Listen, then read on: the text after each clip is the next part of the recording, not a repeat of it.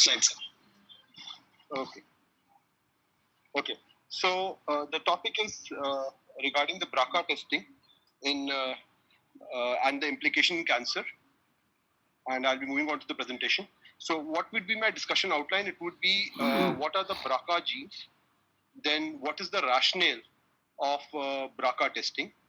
What should be, when should we do a BRCA testing basically? How's the BRCA testing done? What is the ideal technology? And we always talk about germline BRCA testing, but there is an upcoming role of somatic BRCA testing, and when should we order it? How to interpret the test reports, because the report is quite complicated and there are some terminologies which are used, which makes the clinician sometimes confused. What is the importance of genetic counseling in BRCA testing, and how to select a BRCA testing laboratory? So first of all, what are the BRCA genes? And to be very simplified, they are basically tumor suppressor genes. They are in vogue because of Angelina Jolie. We all know about BRCA and BRCA1 and BRCA2. They are basically tumor suppressor genes. So what do? If they are normal, they suppress the occurrence of a tumor by causing DNA repair, cell cycle arrest, cell death, if there is something instability. But once there is a mutation in any one of those genes, then these mechanisms of tumor arrest do not occur. And in that situation, a patient might develop a tumor. So this is basically a BRCA. Now, if you talk about BRCA, it is a long gene which can have many mutations in exon, introns, and large insertions and deletions up to 10%. There are no hotspots. So whereas BRCA1, it is located on chromosome 17, while the BRCA2 is located on chromosome 13. So I just move on to what are the actual indications, when should we get a BRCA testing done?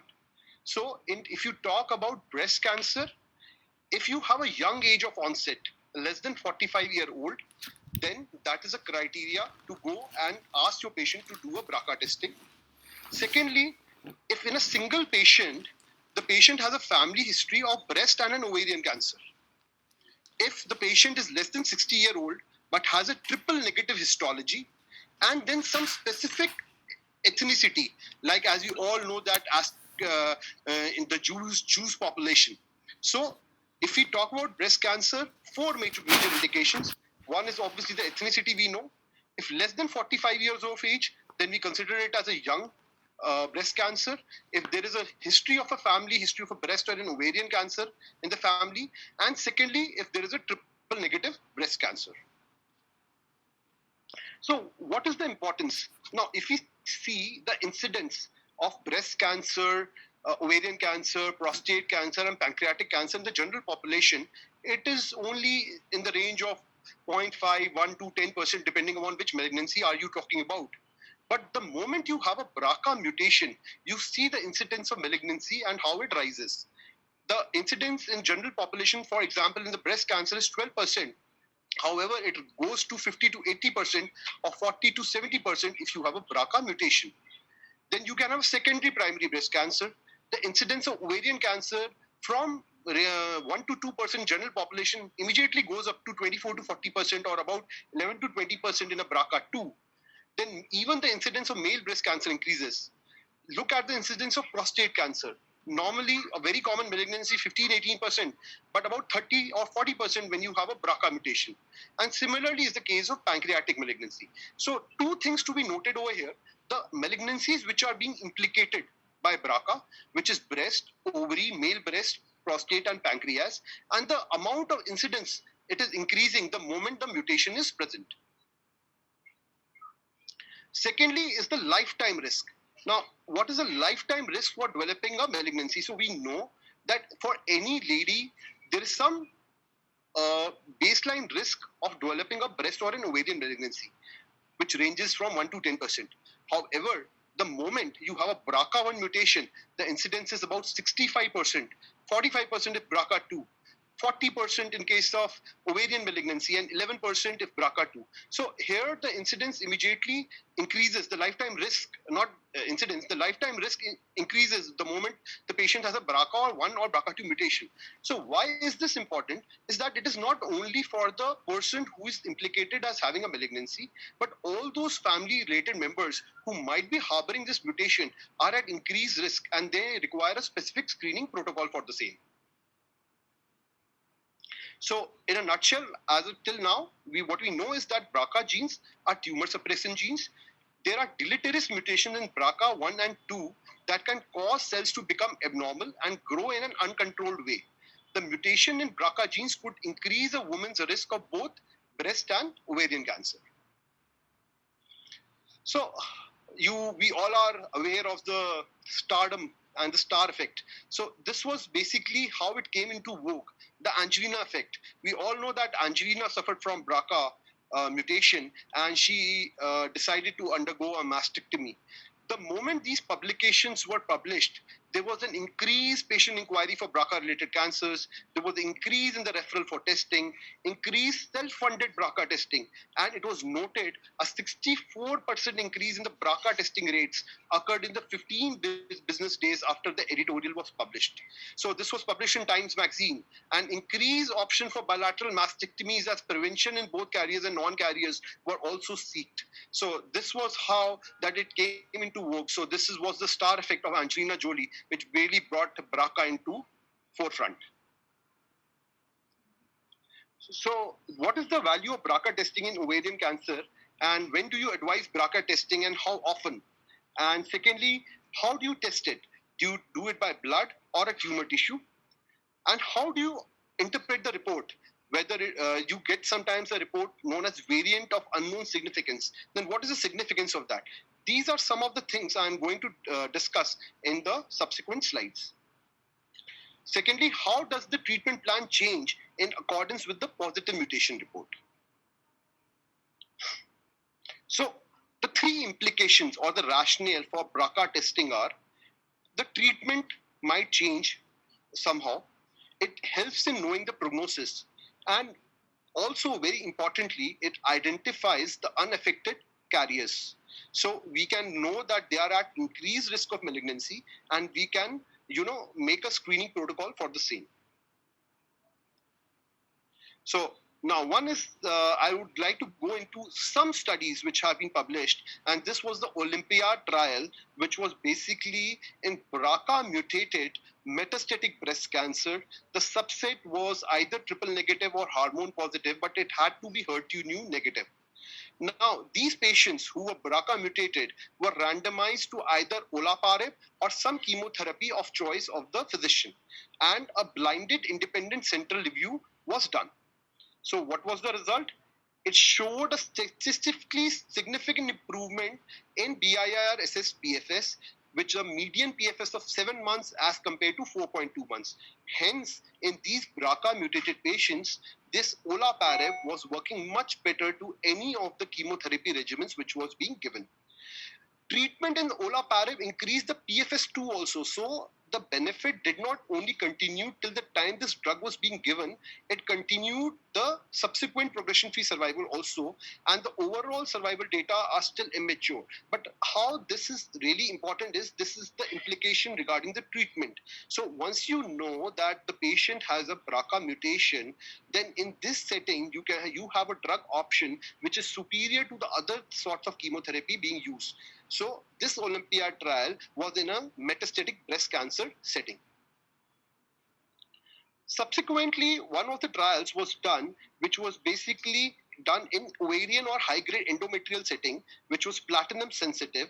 It was basically a clinical CR/PR following completion of last platinum-based chemotherapy. So this was sort of a maintenance trial, as the SOLO2 trial. You had given 4 cycles of therapy, the patient has achieved a CR or a PR. Now, subsequently, what do you want to do? If you have a patient who has a BRCA mutation positive, in that case scenario, you randomize, the patient can receive either olaparib or placebo. Then again, the endpoint was PFS, PFS2, and OS. And you can see here the graphs. the graphs are excellently in the favor of the olaparib arm. That means that the patient who were put on olaparib maintenance did much better here as compared to the patient who had been on placebo. So this is again something which changes the treatment paradigm. So we had two trials, one in the metastatic breast cancer setting and the other in the maintenance setting of an ovarian cancer, to show that how these BRCA mutations impact the treatment. Now, again, what is the association between BRCA1 and BRCA2 mutation and the survival? We can here see, as compared to the non-carriers, the BRCA1 and BRCA2 subsequently do better if they have, if the mutation is identified and they are treated with those specific drugs. Again, here we can see to identify the unaffected relatives who have harbor a breast cancer BRCA mutation. So here is basically a 10-year risk of a second primary contralateral breast cancer after a first primary invasive breast cancer, and it can be seen that these incidences are much higher in a BRCA1 or BRCA2 patient. So even if the patient has been cured of the disease of what the patient presented with, the patient harbors a risk of second primary breast cancer or an ovarian cancer, and hence these patients are put under a strict screening protocol. And this is again an implication why we should do a BRCA testing. So first implication, obviously the management part, which I told you about, two trials. Secondly, it helps us know that these patients might be having a higher chance of developing a second malignancy. Now the third part, and that is to identify the unrelated relatives who harbor a BRCA mutation. So the estimated average cumulative risk of ovarian cancer by age 70 in BRCA carriers. So in a general female population, it is only 1.3%. However, if the patient, if you have an unaffected relative, but that patient is harboring, that person is harboring a BRCA1 mutation, that person has a 40% chance of having a malignancy by the age of 70, and if having a BRCA2 has an 11% of chance. So it is very important to then screen for your other unaffected relatives as well. So when should BRCA testing be done? I have already told you regarding the breast malignancy, and these are the guidelines. These are the guidelines as per the ESMO, the NCCN, the ASCO, and the SGO. So what does the ESMO say? It says that patients with high-grade tumors should be tested for a germline BRCA mutation. Consideration should be given for testing tumors for a somatic BRCA mutation. So I'll be talking about the somatic BRCA mutation in my subsequent slides. The NCCN panel recommends testing for patients with a personal history of ovarian cancer diagnosed at any age. So any patient coming with a history of ovarian cancer at any age should be subjected to a BRCA testing as per NCCN. The ASCO says genetic counseling and testing should be considered even in the absence of family history for epithelial ovarian fallopian tube or PPC. So even if the patient is not having any family history, but having a female genital tract tumor in the form of ovarian epithelial or fallopian tube or a PPC, then the patient should be subjected to BRCA testing. And SGO says that BRCA testing for all patients with epithelial, ovarian, tubal, and peritoneal cancers, even in the absence of family history. So we have two specific indications of a BRCA testing here, where I had already talked about the breast cancer. Now these are the guidelines for testing in ovarian cancer. So now if we talk about how does it really, how does the flowchart goes for an ovarian cancer patient? So ideally, the patient, as per the latest guidelines, the moment the ovarian cancer is diagnosed, the patient should undergo a reference for BRCA testing. And mind you, the reference for BRCA testing is not a simple procedure. A genetic counseling needs to be done with a written informed consent obtained, because it has implications for the patient, the patient's family, the unaffected carriers, as well as the insurance purposes. So for the treatment paradigm, the patient would receive a first-line chemotherapy. Now, if the patient relapses and has a second-line chemotherapy, then after achieving some sort of response, a PARP maintenance therapy is possible if the patient has germline BRCA2 mutation or a somatic BRCA2 mutation. Now, what is the role of germline BRCA versus somatic BRCA? I'm going to discuss in my subsequent slides. So here it is clear that we should order a BRCA testing the moment a diagnosis of ovarian cancer is made. So again, coming on to just to revise the facts of breast cancer, any for less than 45 years age breast cancer, we go for a BRCA testing. If less than 50 years, then we check the family history criteria or the additional breast cancer primary, that breast ovarian which I talked about. If less than 60 years of age, then triple negative phenotype, and any age, if the ethnicity supports such or there is a family history criteria, then any age we should test for BRCA testing. So these are the two major indications of BRCA testing. Now comes the question of how is the BRCA testing done and what is the ideal technology? Because a lot of question would be raised that you will have multiple options whenever you opt for a BRCA testing, where to order, what not to order. So typically we had something like a Sanger sequencing, which is a gold standard, high accuracy, but a limited throughput and a higher cost. So here the role comes of next generation sequencing, which basically has a high throughput and a lower cost. So the best modality and the one which is being followed these days is the NGS, which is the next generation sequencing. So what is next generation sequencing? It is often called massive parallel sequencing, and it is a slightly complicated process. Although different NGS methods vary in the details, NGS is based on the production of sequence from single DNA molecules in parallel and their comparison to a reference sequence. So once you replicate a single DNA molecule and you compare it to a reference sequence, then you come to know that whether there is some difference in the two or not. This parallel sequencing of DNA templates results in sequencing of a large portion of the genome for mutations, rearrangements, and copy number aberrations.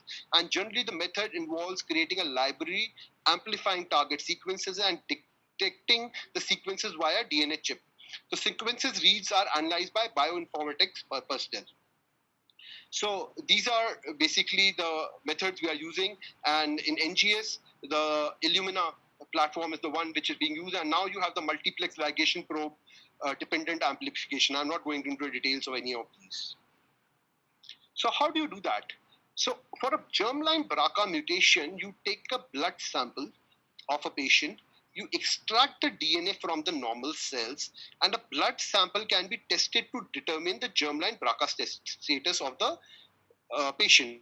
So DNA is extracted from the sample, and then the BRCA genes are sequenced and compared to a reference genome to identify any variation. So you take a blood sample, you identify the BRCA genes, they are sequenced, and then they are compared to a reference genome to identify whether there is any variation in the same.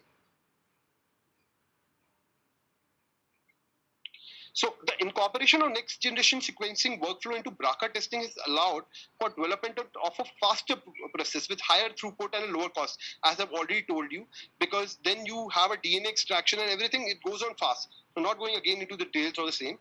The question here comes is the role of the somatic testing in ovarian cancer and breast cancer. So of late, many of my patients have come and have been asking the lab, even the Lal lab, for getting me a somatic testing. So I'll tell you why. What is the importance of somatic testing in BRCA mutation?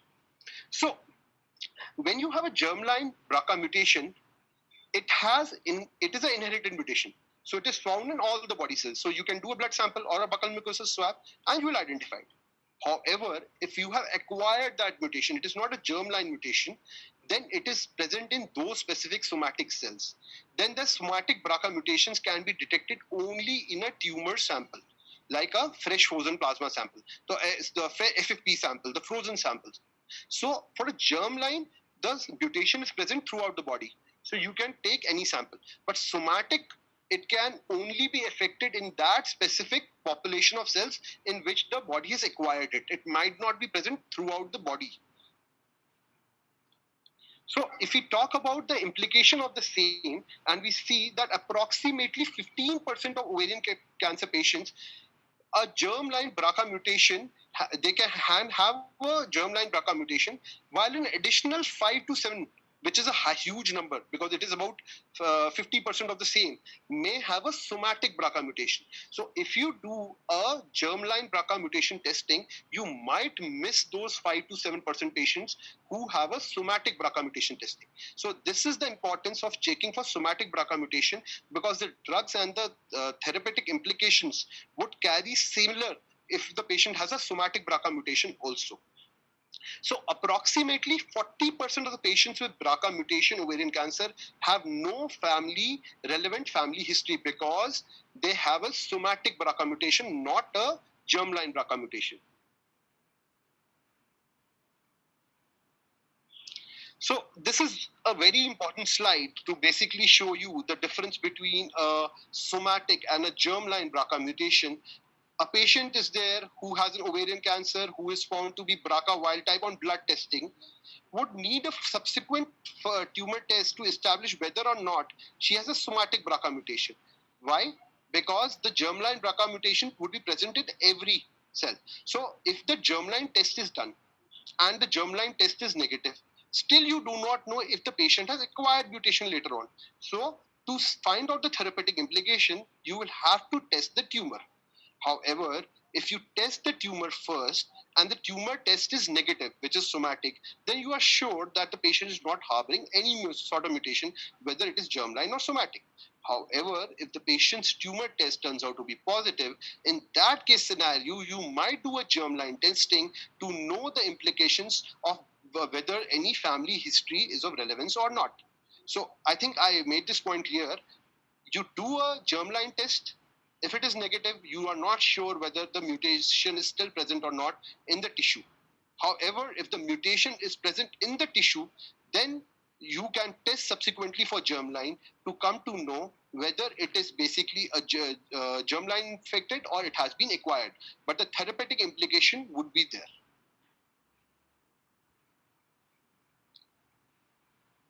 Again, I talked about the ovarian cancer. Again, the study concluded that across a large unselected breast cancer, 11% of individuals were BRCA mutation positive.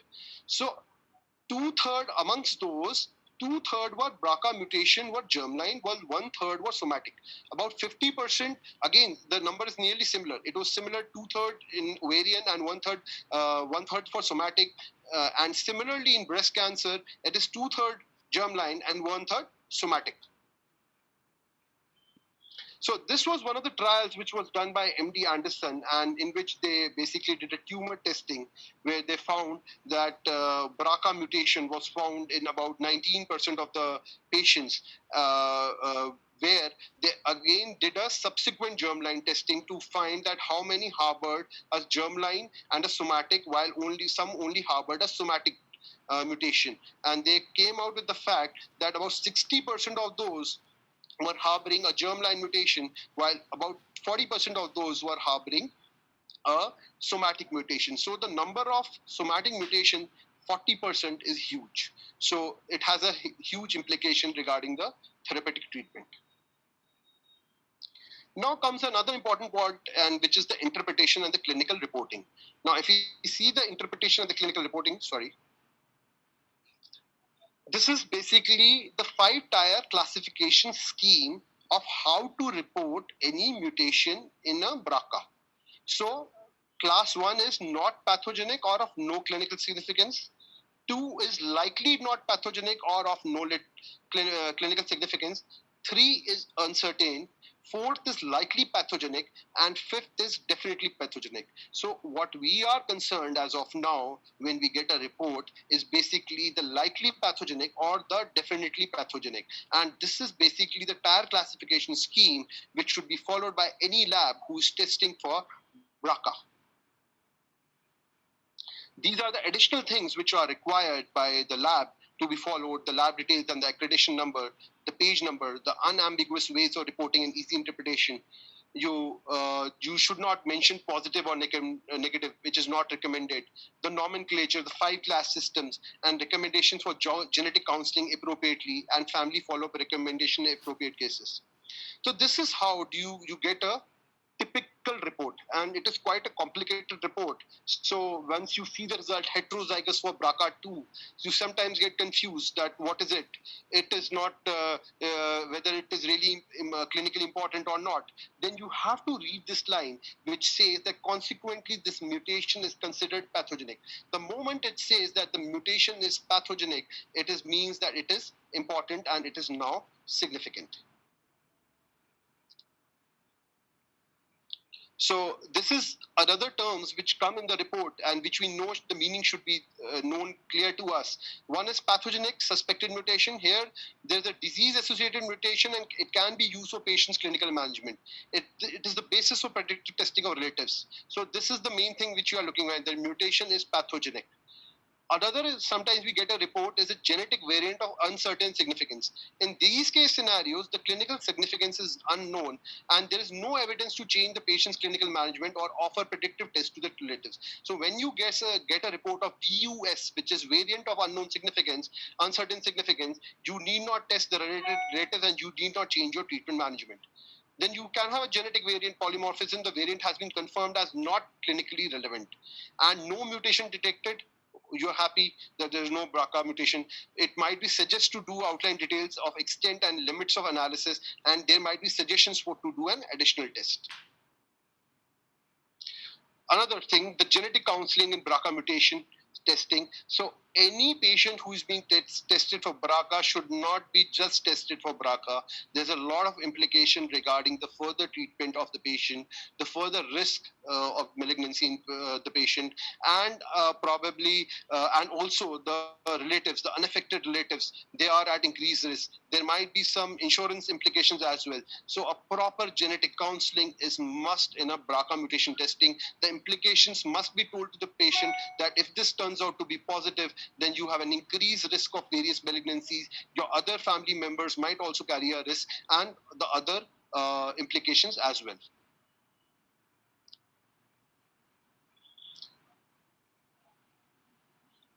So the risk assessment, traditionally BRCA testing has been undertaken to assess risk for developing cancer and information consideration for preventive measures. Now you have a therapeutic implication also. And now the pre-testing genetic counseling, one has to go through a detailed pedigree, risk assessment to determine eligibility for genetic testing, familial risk stratification, and informed consent process, the patient education about benefits, harms, limitation, genetic test possible, ethical issues, and the post-test genetic counseling, which is test reporting, interpretation of results, management of option determination. So these are the mainstream and the traditional BRCA testing pathway. I'm not going into the details. Now comes the question of the selection of the BRCA testing laboratory. These are the lab specifics that the centers should have done at least 300 samples per year. Minimum of 1 year should be the period for which the testings had been taken. Under 4 weeks, STAT should be quality certified. NGS and MLPA techniques should be there along with Sanger. Pre and post test genetic counseling should be there. There should be high sensitivity in high specificity. The failure rate should be less than 1%. The VUS rate should be less than 6%, and obviously the appropriate costing. Thank you.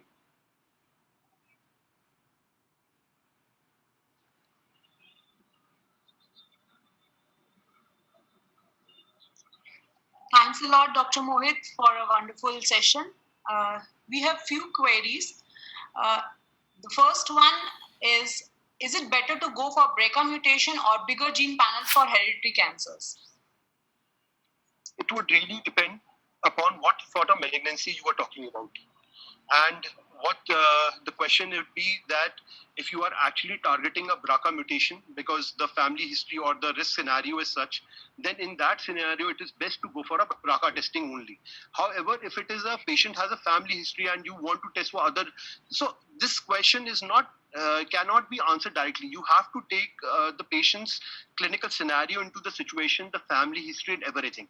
If the patient is fitting into a criteria where the BRCA testing is being BRCA might be implicated, then it is important to do for a BRCA testing and probably go for a homologous gene rearrangement testing as well. Okay. Another question from Dr. Shaida is, what about if the patient has bilateral BRCA cancer below 50 years of age? So any bilateral breast cancer increases the chances of the possibility of BRCA, and the BRCA testing should be done even if below the 50 years of age. Can we highlight the impact of BRCA in DNA repair and HRR pathway? Here's another question. BRCA and HRR pathway both are important, and for that matter, if you have a therapeutic implication regarding the same, you also need to check for the HRR pathway and homologous rearrangement. So once you do an NGS, it is not only BRCA you test for, you actually check for HRD as well. So the impact would be therapeutic in both the cases. So one should check for BRCA as well as HRD.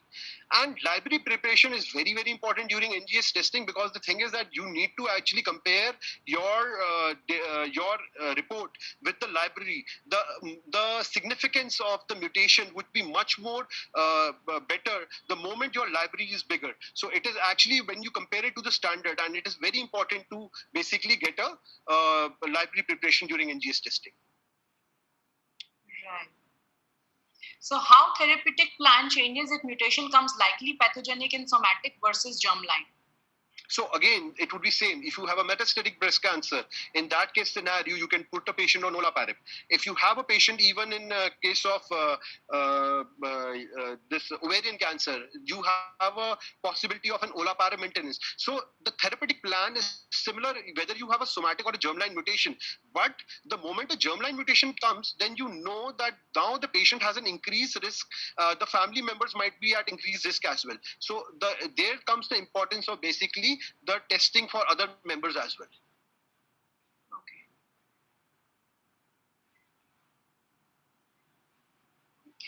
What is the way forward to carry the test in centers where we do not have genetic counselors? No, you need to get genetic counselors into play. It has a lot of medical legal implication. So you should not go for a testing in centers where you do not have a genetic counselor. You should go, someone from your lab should go and get yourself co-certified or some training for genetic counseling. It is very necessary to do so. Right, that is important. So which test should be done first? Germline or somatic? So the question is here simple. If the somatic is, if you have a germline testing done and it turns out to be negative, then a somatic test still can turn out to be positive. If you do a somatic testing and if it turns out to be negative, you know that the germline testing is also negative. So to seeing the cost benefit ratio, it is always better to go for an upfront somatic testing. If the somatic testing is negative, you are sure that the patient is not harboring any mutation. If the somatic testing is positive, then you can go for a blood test to see whether that mutation is present in the germline or not. And after the germline is positive, then we should go in for checking our heredity kind of a thing for your parents or for your sisters, right? Yeah. Can male family members also get affected by BRCA1 and 2? Can male family members also get affected by BRCA1? Sure. The incidence of male breast cancer increases the moment you have a BRCA test. The more incidence of pancreatic cancers, the prostate cancer increases in BRCA mutation. So the male members are also affected once you have a BRCA in the family. For ovary or breast cancer, what are the other genetic tests? So you have familial syndromes where you can go for other testing, which are actually, you again need to see that what sort of the risk the patient is fitting into. So there are some sort of syndromic diagnosis where you have breast ovary combinations. But, there are many, but then they should not be taken as it is. They have to be taken into the clinical context.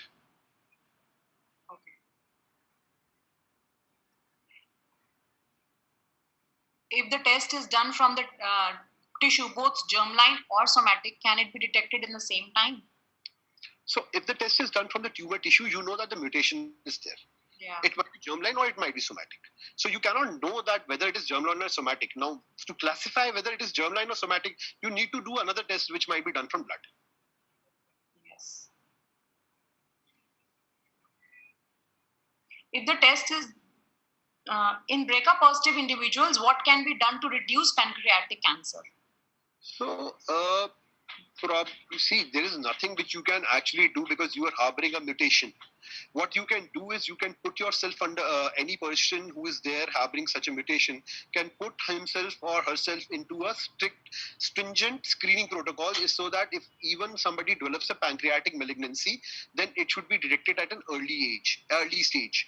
Secondly, you might basically try to prevent, you might remove the other factors, which is smoking and alcohol, but it really won't make a difference if you're harboring a BRCA positivity. So only thing is that you can have a good screening protocol so as to identify the disease at a early stage. So what is the significance of genes apart from BRCA1 and BRCA2? For example, TP53RB1 or in German like HBOC. And finally, is it better to opt for BRCA1 and to for this is the same question you have already answered actually. Yeah, so the question, answer is same. See, the problem here is that when we talk about HRD, we have very limited number of labs which are testing for HRD. So the most commonly test being done and the most cost-effective test which is being done is NGS BRCA1 and 2, which costs about say 15 to 20,000 depending upon different labs and with a good standardization. However, if you talk about the exact therapeutic implications, then we need to check for HRD as well. And now, if we go for an HRD, there are only few labs which are doing those testings, and those tests are being basically outsourced to some outside the country, and the cost is very high, ranging from 1.5 to 4.5 lakhs. But if you talk about the comprehensiveness, then that is the way. That is the BRCA1 and 2 along with HRD. But however, if you talk about only with the resources available, BRCA1 and 2 should be at least be done. Right. So the same question has been asked, that HRD directly without BRCA testing for therapeutic purpose for ovarian cancer? Yeah, once you do an HRD, the BRCA would be done automatically. So you have to do, so it will be done automatically. So it can be obviously done with the therapeutic purpose. So once you are doing HRD, obviously the BRCA1 and 2 would be taken into consideration. Right. Apart from breast and ovarian cancer, any other cancer where BRCA testing would be clinically significant? So the role is coming in a lot of malignancies. There are specific case scenarios where in prostate cancer you test for BRCA, even the pancreatic cancer you are testing for BRCA. So you have different case scenarios in different age groups where if that the clinical situation is there, then you go for a BRCA testing. But the most common testing where the incidence is high and where it is really should be done is the breast and the ovarian cancer. Right. Without genetic counseling, only by somatic testing can therapeutic decision should be taken? So how do you know that you are only doing a somatic testing? Once you are testing for a mutation by the tumor, it can be germline as well as somatic. So the genetic counseling has to be done. But the therapeutic decision can be taken once any sort of mutation is detected. So if you have a BRCA mutation positive, then the therapeutic decision regarding the same can be taken easily. However, it is germline or not, it has to be decided further. Okay. What is the significance of deletion duplication testing along with NGS? So when you talk about NGS, it is not only about insertion, deletion. It might be duplication. It might be, different sorts of possibilities. That is why we are taking NGS into consideration. So when the NGS basically amplifies a single DNA sequence, it compares with the standard. And wherever a clinically relevant insertion, deletion, or duplication occurs, which can be therapeutically targeted, those are taken and told you as clinically significant variant. Okay. So for this cost of test, we'll come to that. The other question is government set up doing these tests. There are certain, sir, if you can answer. So I think certain hospitals must be doing it. Yeah. But I am not aware of the price of the government testing labs, what they are charging and where all exactly they are being done. So method of sampling, what is gene amplification? Is it pathological? So this is one question they are asking. Sorry? Method of sampling. I think the sampling would be, one is tissue and the other would be the blood. Right? So when you are testing for germline, pretty simple, just do a blood test. They'll extract the DNA, amplify the DNA sequence of the BRCA and compare it with the standard. When you are doing a somatic testing, then you need the tumor tissue. You need the frozen You need the block. They'll take the sample from there. They'll test it. They'll amplify it by NGS and compare it to the standard. Right. One question states that any such genetic testing in NSCLC. So I think that question we can. So this question states for NLCLC. So there is a lot of genetic variations and mutation testing being in NSCLC. Not specifically talking about BRCA, because BRCA does not really increase the incidence of NSCLC. But obviously NSCLC is one malignancy where you have maximum role of getting an NGS done to see for duplication, multiple mutations, ALK, EGFR, ROS, MET, and what else and what not. True, sir. Thanks a lot, Dr. Mohit, for a wonderful session. We have 2 slides more wherein we will be telling about what Dr. Lal PathLabs is doing for BRCA testing. So we are doing both. Himanshi, if you can put up the slides.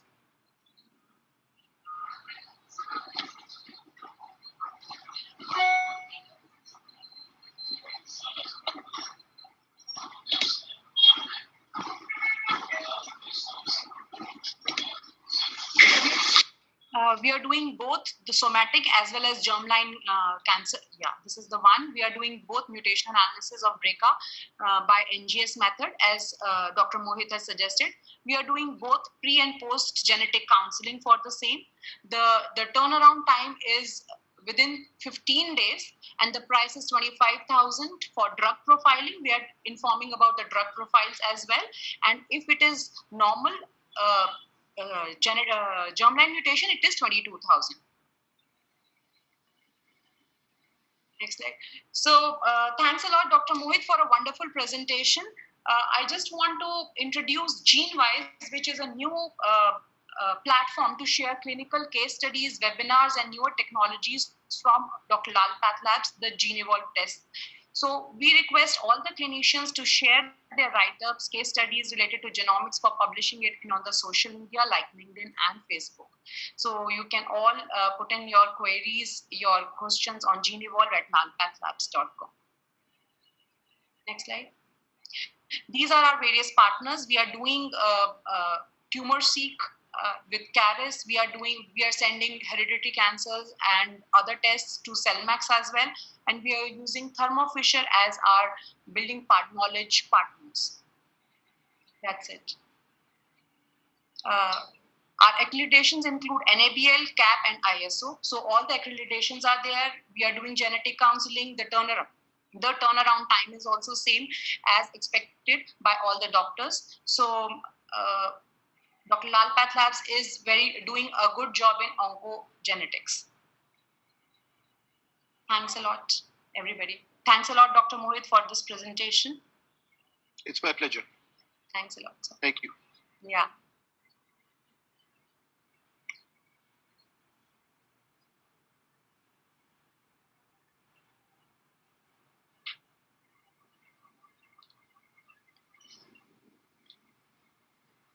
With your permission, we'll end the meeting. Yeah, please.